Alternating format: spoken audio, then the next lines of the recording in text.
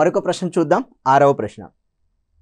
Let H be the HCF of three numbers 3780, 3465 and 3003. And L be the LCM of 3465 and 3003. Then L by 33H అంట. So L by 33H value అంటే ఇక్కడ మనం L value కనుక్కోవాలి, LCM value. So H value అంటే HCF of those three numbers. అంటే ఇక్కడ మనకి H is equal ఏమవుతుంది అంటే సో HCF ఆఫ్ సో 3780, 3465, 3003 అండి. Now L వాల్యూ ఎంతే సో LCM ఆఫ్ సో 3465, 3003 అంటున్నాడు. అంటే ఇక్కడ మనం కనుక్కోవాల్సింది ఏంటంటే ఆ 3 నెంబర్స్కి HCF ఏమవుతుంది, ఆ 2 నెంబర్స్కి LCM ఏమవుతుందో కనుక్కోవాలండి. సో LCM కనుక్కుందాం. సో 3465 అండ్ అదేవిధంగా 3003 అంటున్నాడు. సో దీనికి మనకి ఇక్కడ సో LCM వాల్యూ ఎంత అవడానికి అవకాశం ఉన్నదని ఒకసారి కనుక్కుందాం అండి. సో LCM వాల్యూ ఎంత అవుతుంది అంటే 3465 అండ్ 3003 అంటున్నాడు కనుక ఇక్కడ సింపుల్గా మనం ఇక్కడ 7తో కట్ చేసామనుకోండి. సో 7 4 జా 28 అండి, 7 2 జా 14. సో 7తో కట్ అవుతుంది. ఇక్కడ కూడా 7 4 జా 28, 7 3 జా 63 రైట్. సో 7తో కట్ అవుతుంది కనుక సో 7 4s are 28 అండి.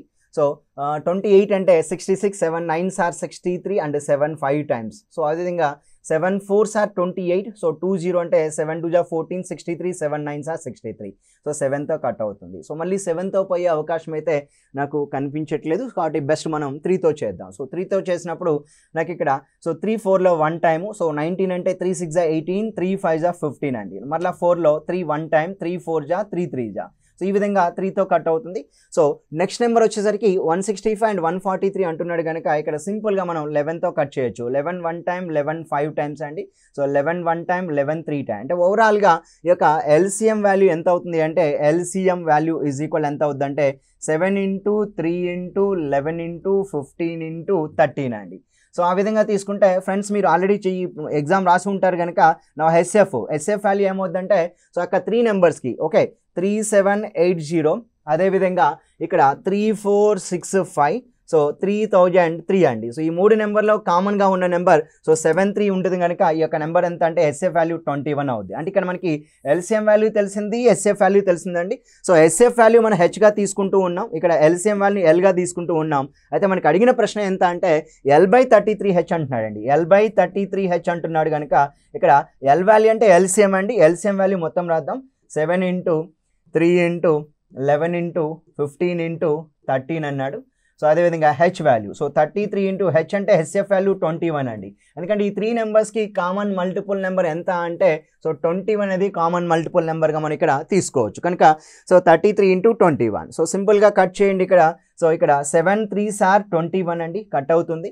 సో అదేవిధంగా 11 ఇక్కడ 3 టైమ్స్ పోతుంది, 3 అనేది ఇక్కడ 5 టైమ్స్ పోతుంది కనుక ఇక్కడ 5 ఇంటూ 13 అండి. సో 5 ఇంటూ 13 అంటే ఓవరాల్గా 65 అనేది L by 33H వాల్యూగా తీసుకోవచ్చు. ఈ యొక్క ప్రశ్నకి సమాధానం మనం 4th ఆప్షన్ 65 అనే దాన్ని సమాధానంగా మనం ఇక్కడ ఇవ్వవచ్చు. సో మరొక ప్రశ్న చూద్దాం ఇక్కడ. If alpha comma beta are respectively acute angles between the hands of a clock at 3:30 PM and 4:30 PM, then alpha is to beta. So acute angle అంటే సో వెరీ సింపుల్ అండి. సో మన ఇక్కడ acute angle అంటున్నాడు. So acute angle అంటే ఏంటంటే అల్ప కోణం అంటే లెస్ దెన్ 90 degrees అండి.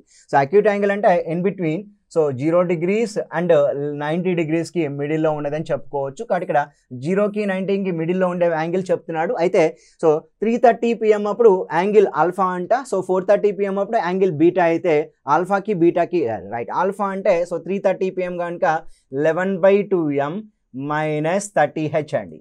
సో ఇక్కడ ఫస్ట్ మనకి 3:30 PM అంటున్నాడు కనుక సో సింపుల్గా alpha is equal 11/2 into m value 30 అండి. సో 30 ఇంటూ H వాల్యూ ఎంత అంటే 3 తీసుకోవాలి. సో ఇక్కడ 2 అనేది 15 టైమ్స్ కట్ అవుద్ది. 15 ఇంటూ 11 ఎంత అంటే 165 అవుద్ది. 33 ఎంత అంటే 90.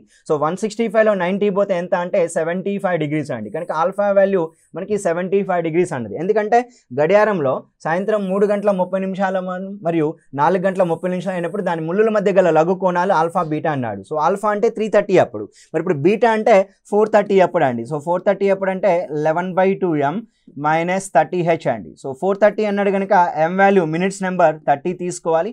సో అవర్ నెంబర్ వచ్చి మనకి ఇక్కడ 4 తీసుకోవాలి. అంటే ఇక్కడ 2 అనేది 30లో 15 టైమ్స్ అండి. 15 ఇంటూ 11 ఎంత అంటే 165 తీసుకోవాలి. 34 ఎంత అంటే 120. ఓవరాల్గా ఇక్కడ 45 డిగ్రీస్ వస్తుంది. అంటే ఆల్ఫా వాల్యూ నాకు 75 డిగ్రీలు వచ్చింది, బీటా వాల్యూ 45 డిగ్రీలు అండి. ఇప్పుడు వాడు అడుగుతుంది ఏంటంటే ఆల్ఫా ఇస్ టు బీటా అన్నాడు. ఇది 75 డిగ్రీస్ అండి, ఇక్కడ బీటా వాల్యూ 45 డిగ్రీస్. సో 15 5 సార్లు 15 3 అండి. సో ఆన్సర్ విల్ బి 5:3 అనేది సమాధానంగా ఇక్కడ మనం ఇవ్వచ్చు. 4th ఆప్షన్లో మనకి ఇవ్వబడింది. ఇది క్లాక్స్ అనే టాపిక్లో ఇచ్చినటువంటి ప్రశ్న అండి. నెక్స్ట్ వన్ 8వ ప్రశ్న. So 3 person PQR can do a piece of work in 18 days, 36 days and 48 days respectively. If PQ and R together start working, after 3 days P leaves the job. So after 3 days P leaves the job and Q and R continue the job. But due to some reason Q also leaves the job after 3 days అండి. Whereas R continues till the end of the job. So ఇక్కడ statements ఇచ్చాడు. P and Q together can finish the job in 15 days. After the departure of P and Q, only R alone finish the job in 26 more days. So which of the following option is correct అంట. అంటే ఇక్కడ మనకి 2 statements ఇచ్చాడు. వీటిలో ఏది కరెక్టో మనకి ఇక్కడ చెప్పమంటాడు. ఇచ్చినటువంటి ఇన్ఫర్మేషన్ ఉంచండి. సో ఒకసారి క్వశ్చన్ తెలుగులో కూడా చదువుదాం. ఇక్కడ పీక్యూఆర్లు వరుసగా ఒక పని 18 రోజులు, 36 రోజులు మరియు 48 రోజుల్లో పూర్తి చేయగలరు. అంటే ఇక్కడ మనకి సో పి యొక్క డేస్ ఇచ్చాడండి. ఎన్ని డేస్ అంటే 18 డేస్ ఇచ్చాడు. సో క్యూ యొక్క డేస్ ఇచ్చాడు, ఆర్ యొక్క డేస్ ఇచ్చాడు. అంటే ఇక్కడ 18 డేస్, సో అదేవిధంగా 36 days and 48 days. So first మనం ఏం కనుక్కోవాలంటే so time and work question కనుక కెపాసిటీ ఆఫ్ పీరియడ్ క్యూఆర్ కనుక్కోవడానికి ప్రయత్నిద్దామండి. సో ఇక్కడ 18కి 36కి 48కి ఎల్సిఎం ఎంత అంటే సో 48 3 టైమ్స్ అండి, 144 యూనిట్స్. అంటే ఇక్కడ టోటల్ వర్క్ వచ్చి మనకి ఇక్కడ 148 యూనిట్స్ అండి. దాంట్లో పి యొక్క కెపాసిటీ ఎంత అంటే 18 8s are 144 కనుక P capacity 8 units per day. నా క్యూ కెపాసిటీ 36 4s are 144 కనుక క్యూ యొక్క capacity 4 units per day. R 48 3s are 144 కనుక సో ఆర్ యొక్క కెపాసిటీ ఎంత అంటే 3 యూనిట్స్ పర్ డే అండి. కనుక 8 యూనిట్స్ 4 యూనిట్స్ 3 యూనిట్స్ అంటే 12 + 3 15. అంటే 1 డేలో వాళ్ళు సో 15 యూనిట్స్ చేయగలరు. అయితే మొదట ఏమైందంటే మొదటి 3 రోజులు ముగ్గురు కలిసి వర్క్ చేశారండి. మొదటి 3 రోజులు ఏమైందంటే ముగ్గురు కలిసి వర్క్ చేశారు. ఒక 3 రోజులు అంటే 3 డేస్ కలిసి వర్క్ చేశారు. ఒక 3 డేస్ తర్వాత ఏమైందంటే సో పి అనేవాడు వెళ్ళిపోయాడు. అప్పుడు ఓన్లీ క్యూ అండ్ ఆర్ మాత్రమే వర్క్లో సో కంటిన్యూ అయ్యారు. సో దాని తర్వాత సమ్ రీజన్స్ వల్ల క్యూ కూడా వెళ్ళిపోయాడు. అప్పుడు ఆర్ మాత్రమే ఉన్నాడు. అయితే ఆర్ అలోన్ డిపార్చర్ తర్వాత ఎన్ని డేస్ అని చెప్పి అక్కడ స్టేట్మెంట్స్ ఇచ్చాడు, చదువుదామండి.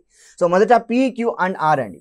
సో వీళ్ళు ముగ్గురు కలిసి 3 డేస్ చేశారు. 1 డే వరకు 8 4 3 12 15 కనుక సో 3 15 ఎంత అంటే సో 45 యూనిట్స్ అనేది వాళ్ళు మొదటి 3 రోజుల్లో కలిసి పని చేయగలుగుతారు. దాని తర్వాత ఎవరు వెళ్ళిపోయారు? పి వెళ్ళిపోయాడు. అంటే అక్కడ పి అనే వ్యక్తి వెళ్ళిపోయాడు. అప్పుడు మనకి రిమైనింగ్ డేస్లో క్యూ అండ్ ఆర్ కలిసి చేశారు. మళ్ళీ 3 డేస్ తర్వాత క్యూ వెళ్ళిపోయాడు. మరొక 3 డేస్ తర్వాత క్యూ వెళ్ళిపోయాడు. అంటే ఒక 3 డేస్ వీళ్ళిద్దరు కలిసి వర్క్ చేశారు. అంటే Q and R capacity 4 units 3 units 4 + 3 7 అండి. సో 7 అంటే ఇక్కడ 3 డేస్ చేశారు కనుక 3 × 7 ఎంత అంటే 21 యూనిట్స్. అంటే వాళ్ళు ఇద్దరు సో మరొక 3 రోజులు కలిసి చేశారు 21. అంటే ఇక్కడ 45 + 21 ఎంత అంటే సో మనకి ఓవరాల్గా 66 యూనిట్స్ కంప్లీట్ అయింది. ఇక్కడ 66 యూనిట్స్ అంటే 144లో 66 ఫినిష్ చేసామంటే ఇక్కడ ఎన్ని యూనిట్స్ ఉంటుందంటే సింపుల్గా చెప్పాలి అంటే 144 అండి. 144లో 66, 14లో 6 + 8 అంటే 7. అంటే ఇక్కడ 78 యూనిట్స్ ఉంటుంది. ఈ 78 యూనిట్స్ ఎవరు చేయాలంటే ఆర్ చేయాలి. మరి ఇప్పుడు ఆర్ చేయాలి అంటే ఆర్కి ఎన్ని డేస్ పడుతుంది అంటే ఎలోన్గా 3 సో యూనిట్స్ పర్ డే కాబట్టి సో 3 2s అండ్ 3 6 అంటే 26 డేస్ పడుతుంది. రైట్, వాడు ఇచ్చినట్టు స్టేట్మెంట్స్ ఒక్కసారి చూద్దామండి. పి మరియు క్యూలు ఆ పనిని 14 రోజుల్లో పూర్తి చేయగలరు. లేదండి, ఎందుకంటే 8 + 4 12 అండి. ఇక్కడ 14 × 12 యూనిట్స్ పర్ డే చేస్తే 14 × 12 ఎంత అంటే సో 12 4s ఓకే 48 అండి. సో 12 1s అంటే ఇక్కడ సింపుల్గా చెప్పాలంటే సో పి మరియు క్యూలో ఆ పని 14 రోజుల్లో పూర్తి చేయగలని అంటున్నాడు. కానీ ఇక్కడ నాకు ఎంత వచ్చింది? 12 4s 48 అంటే 168 యూనిట్స్ వచ్చింది. కానీ మన దగ్గర ఉన్న పని ఓన్లీ సో 144 కాబట్టి ఈ యొక్క స్టేట్మెంట్ అనేది ఫాల్స్ స్టేట్మెంట్గా మనం ఇక్కడ తీసుకోవచ్చు.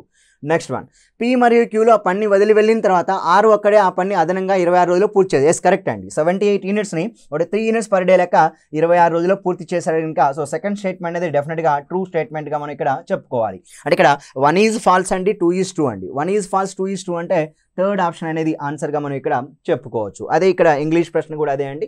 సో 1 ఈజ్ ఫాల్స్ 2 ఈజ్ 2 ఎందుకంటే సో ఆర్ అలోన్ వాడు 26 డేస్లో ఎన్ని యూనిట్స్ చేస్తున్నాడంటే 78 యూనిట్స్ చేస్తున్నాడండి. కానీ వాడు స్టేట్మెంట్ 1 మాత్రం రాంగ్ ఇచ్చాడు, స్టేట్మెంట్ 2 మాత్రం కరెక్ట్ ఇచ్చాడు. ఎందుకంటే పీక్యూ టుగెదర్గా 15 రోజులు అంటే together can finish the job in 15 days అంటున్నాడు. అంటే ఇక్కడ వాళ్ళిద్దరు కలిసి 12 అంటే 12 × 15 అండి. సో కాబట్టి ఇది డెఫినెట్గా ఫాల్స్ స్టేట్మెంట్ అవుతుంది. 1 ఈజ్ ఫాల్స్ అండి, 2 ఈజ్ ట్రూగా మనం ఇక్కడ సో చెప్పుకోవచ్చు. సో కాబట్టి ఈ విధంగా మనకి నెక్స్ట్ ప్రశ్న చూద్దాం. 9వ ప్రశ్న. 2 persons A and B enter into a partnership business with investment in the ratio 1:2 అండి. సో వాళ్ళ యొక్క ఇన్వెస్ట్మెంట్స్ ఏంటంటే ఇన్వెస్ట్మెంట్స్ వాడు ఇచ్చింది 1:2 అని చెప్తూ ఉన్నాడు. P and Q అండి. అంటే P 1 part అమౌంట్ పెడితే Q 2 parts అమౌంట్ పెట్టాడు.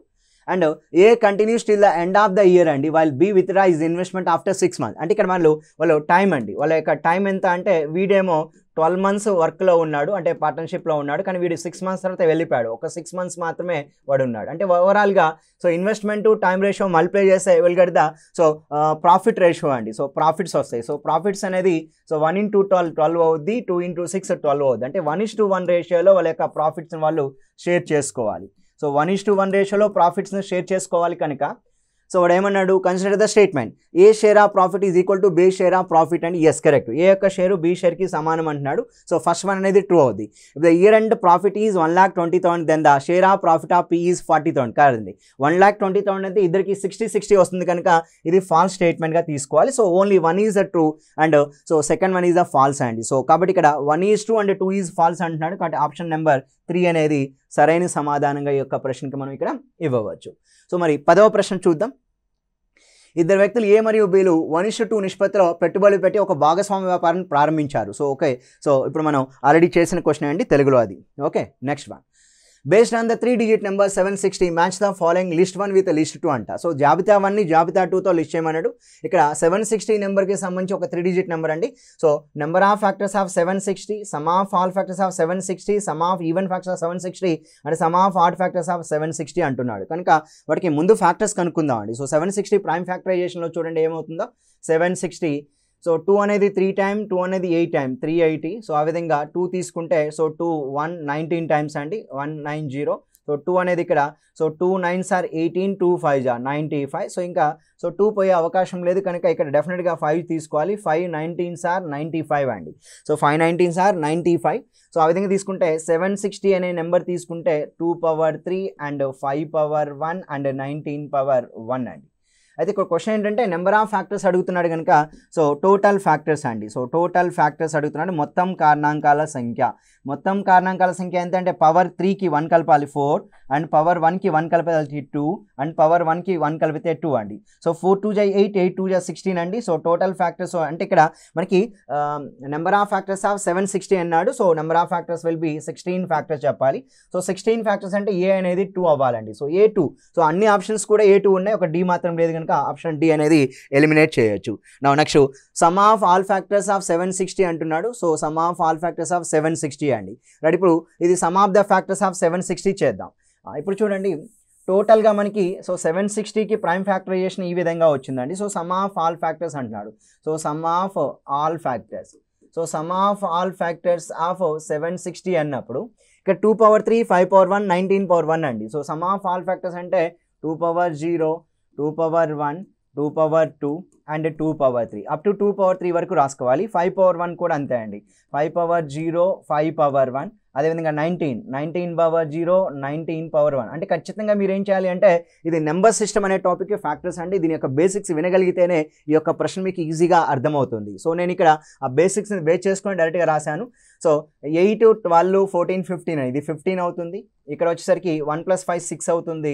అక్కడ 19 + 1 20 అండి. అంటే 15 6 are 90, 92 are 180 అండి. 180 అంటే 1800 కనుక ఇక్కడ సమ్ ఆఫ్ ఫ్యాక్టర్స్ 1800 అవుతుంది. కాబట్టి ఇక్కడ B అనేది 4 అవ్వాలి. మరి ఇప్పుడు A2 అవుతుంది. నెక్స్ట్ B4 అవుతుందండి. A2 B4 అయ్యేటట్టుగా ఏ ఆప్షన్ ఉంది అంటే option number 1 is the correct ఆన్సర్గా మనం ఇక్కడ తీసుకోవచ్చు. అంటే ఇక్కడ C1 అంటే sum of even factors of 760 ఎంత అంటే ఇక్కడ మనం ఆప్షన్ 1గా తీసుకోవాలి. Sum of odd factors of 760 ఎంత అంటే 120గా ఇక్కడ మనం కన్సిడర్ చేయాలండి. ఆ విధంగా మనకి నెంబర్ ఆఫ్ ఫ్యాక్టర్స్ 16 వచ్చింది, సమ్ ఆఫ్ ఆల్ ఫ్యాక్టర్స్ 1800 వచ్చింది, సమ్ ఆఫ్ ఈవెన్ ఫ్యాక్టర్స్ 1680 వచ్చింది, సమ్ ఆఫ్ ఆడ్ ఫ్యాక్టర్స్ 120 వచ్చింది. ఇక్కడ చూడండి 1680ని 120ని యాడ్ చేస్తే మనకి ఇక్కడ టోటల్ ఫ్యాక్టర్స్ వచ్చి మనకి ఇక్కడ సమ్ ఆఫ్ ఫ్యాక్టర్స్ వచ్చి మనకి 1800 అనేది ఆన్సర్గా మనకి ఇక్కడ వస్తుందండి. Right, now